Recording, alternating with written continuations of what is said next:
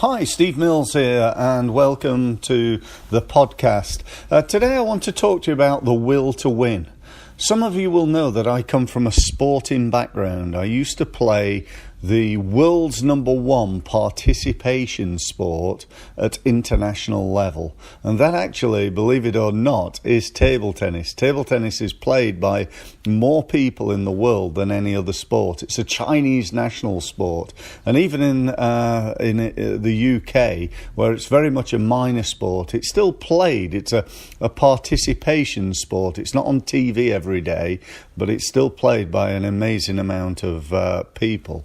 And as far as the will to win's concerned, there's a really good book by a table tennis player, a guy called Matthew Syed.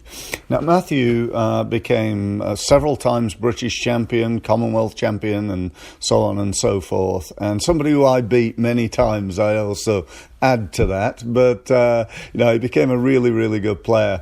And he is also now the #1 sports writer for the Times newspaper. I'm pretty sure that's right. He's certainly very highly respected in that field. And he wrote a book called Bounce, which is all about the difference between success and failure, I suppose. It's about, is it about talent? Is it about natural ability? Roger Federer's, he's just talented. Rafael Nadal, it's just so talent. Ronaldo, what talent he, David Beckham, whoever your, your sporting hero is it just about being talented? Well, Matthew says not, and I've always thought that's not the case. I know I was never the most talented table tennis player in the world. I know that, but I did have talent, but I coupled that with the second ingredient, and an ingredient I believe is equally important, and that is the will to win, or the determination to do what's required to win, to be more specific. And, you can try as hard as you like. You can put all the effort in, practice, all day and never get anywhere because you've not got the talent. But what I see often is people who've got the talent who think, because I'm talented, I don't have to work. And nothing could be further from the truth. Now, if you relay that to business, I think it's the same thing. I hear people every day telling me, I'm not really a salesman, or a saleswoman. Or they say to me, I don't really understand, marketing's, it's just not my thing. And that's like saying, I'm really talented at, doing accounts or making something or, offering a service, whatever it is. But I'm not willing, I've not got the will to win. I'm not determined enough to focus on one of the most important, in fact, arguably the most important part of any business, and that is sales and marketing. Sales, marketing, and finance, I'd say, are the three most important things. I see so many people who are really good at what they do operationally. They're very good at, whatever the business does for a living. And that's often because they've done it for many years. Typically a garage mechanic spends 20 years working as a mechanic in a garage. They work for Ford or Mercedes or whoever. And then, at the age of 45, they decide that they're going to go out on their own and they're going to open their own garage, believing that because they're good at doing that work, that they can run a business that does that work, and nothing could be further from the truth. And so my belief in business and in sport and in life is that the will to win is important, but the will to prepare to win is absolutely essential. It's critical. If you don't do the background work, you can be as determined as you like. If my aim is to see a sunset and I'd love to do that, and so what I do is I set out, in the wrong direction, and it never happens. So, it's all very well being determined. So I'm determined to make my business a success. And then when I say to you 6 months down the line, so how have you done in the last 6 months at improving your sales and marketing? They go, well, I've been busy. And that to me is just, I suppose foolish is the word I'd use. It's certainly not professional, and certainly not something that's going to take you where you want to go. That's assuming you want to do better than you're doing already. So for me, the key to the success in business, the success in my business and your business, how do you become more successful? What do you got to do? What do you got to do to make more profit in your business? For me, there's only two things. You got to reduce costs and increase sales. If you want to be more profitable, reduce costs and increase sales. And you can reduce costs probably instantly. You can save 5% here, 10% there.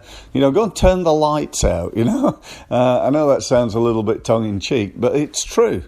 So, if you can reduce costs easily, then go and do that. The problem with that is it will only get you so far, because you can only reduce so much.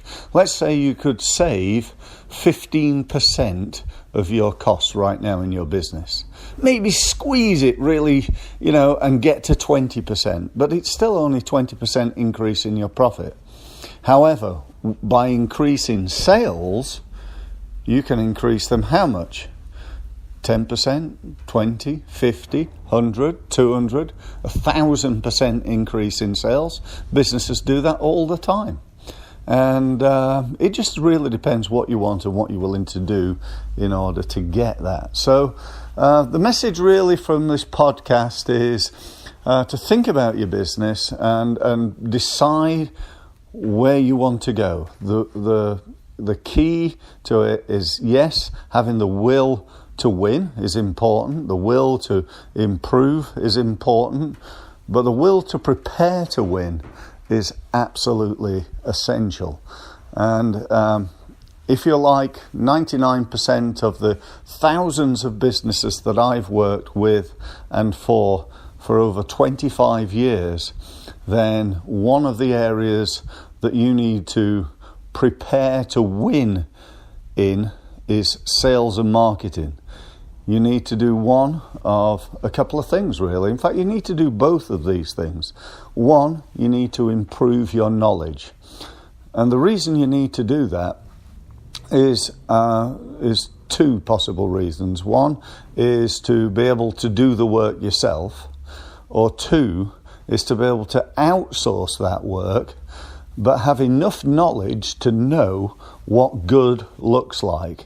Because if you outsource it and you don't really understand it, and let's take an example here, SEO, right? Search engine optimization.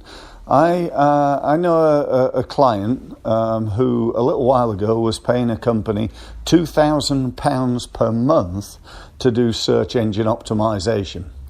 And they've been doing this work for 6 months. And I said to him, how well is it going? He said, well, it's going really well, yeah. I've had a few reports and things, and, I think it's going really well. I said, okay, well, let's do a search for you. I said to him, if you were looking for you, what would you type into Google? So he told me, and we searched, and then we searched for something else, and we searched for something else, and we couldn't find him at all on Google. Now, bear in mind, he'd paid this company £12,000. I said, so tell me, what is it that they've been doing? And he said, well, it's been SEO. I said, yeah, I know and understand that, but what actually have they been doing? He said, well, it's search engine optimization, Steve. You should know that. I said, yeah, I do know that, but I'm interested in... you've been spending £2,000 a month. You've spent £12,000 altogether. And I'm interested to find out where your level of knowledge is in terms of what you've been paying for. And, he looked a little bit sheepish.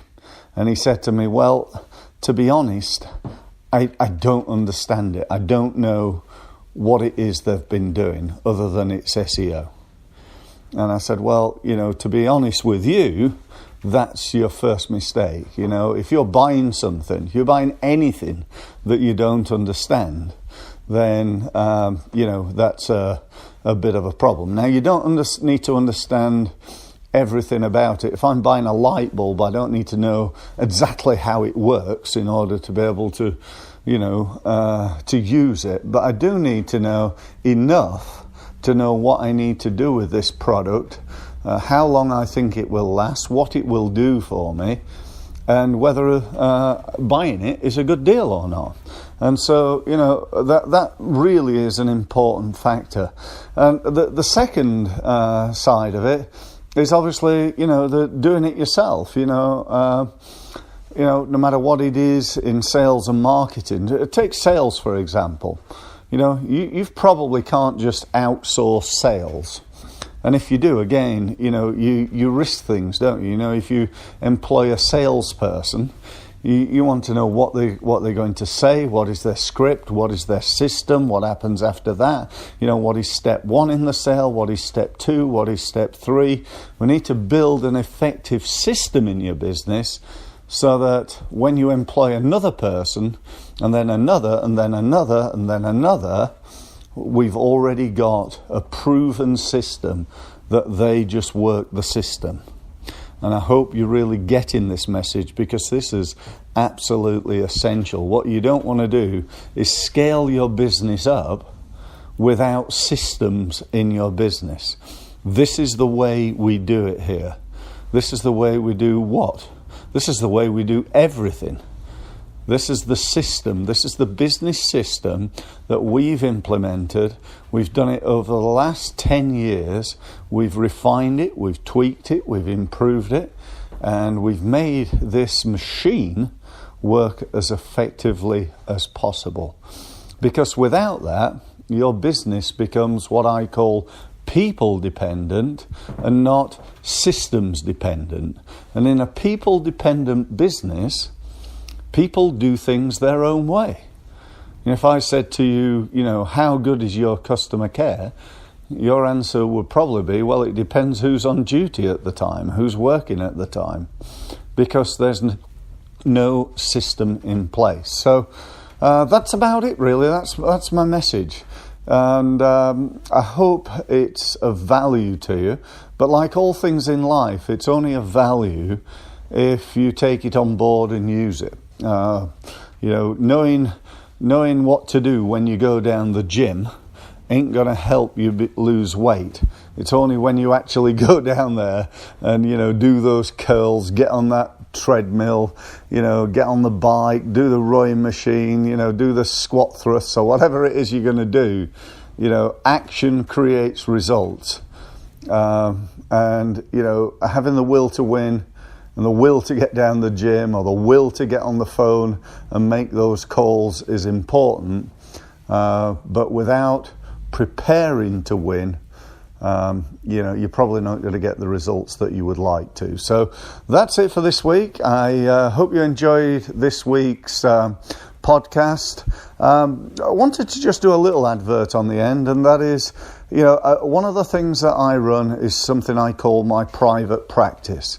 My private practice is a monthly group-based mentoring, coaching, training session for business owners. We get together once per month for about half a day in my office. It's a small group. It's a maximum of 10 people. And we brainstorm how to grow each of the members' businesses. Once we've done that, we then also have a weekly catch-up call. This is a one-to-one call. This could be a meeting. Could be you come into the office, but it's often done over the telephone. And so we come together on a one-to-one basis, you and I, to help you to grow your business. So if that's of interest, just give me a call and be very happy to discuss it with you, tell you how much it costs and whether there are places available at the moment. So if you want to call me, you can get hold of me on 01256 242 272. That's 01256 242 272. Thanks very much for listening, and I look forward to speaking to you again soon.